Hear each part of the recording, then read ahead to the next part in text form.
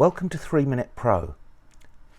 Now we've seen a resurgence in the use of film, two very popular cameras from the 1970s have seen their prices increase dramatically on eBay, which is an indication of their popularity. So which is best, the Olympus OM2 or the Nikon FE?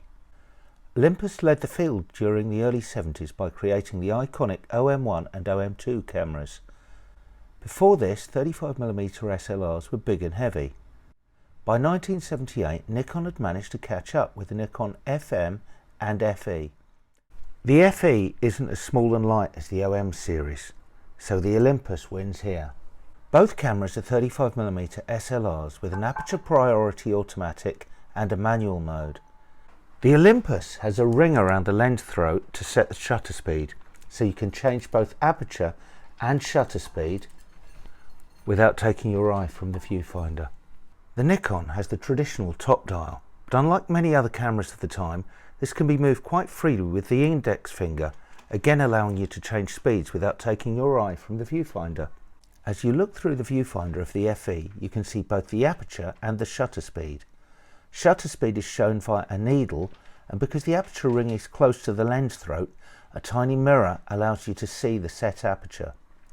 Because the Olympus lens aperture ring is at the front of their lenses, and the lens mount design didn't transmit the aperture being used, this feature was never introduced to OM film cameras.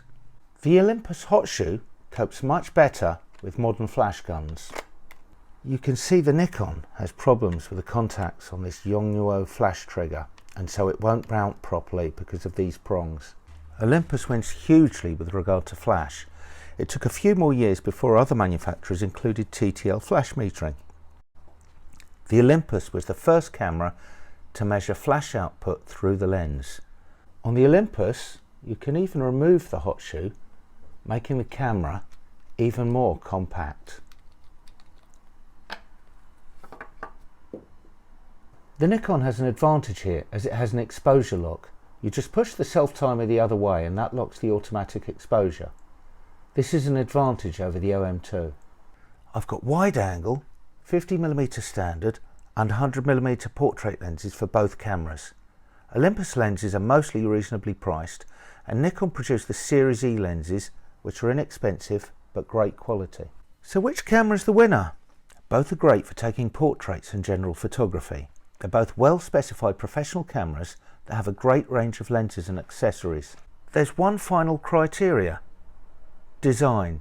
For me, the Olympus takes the crown. The Olympus is iconic. No other camera is both stylish and compact in this way. This was perhaps its downfall. The design was so great that Olympus found it hard to move forward from this. In 2002 they were still selling a version of the OM2, but with fancy metering and crazy battery drain problems. I don't think Olympus ever improved on the OM2, although you can't go wrong with either camera.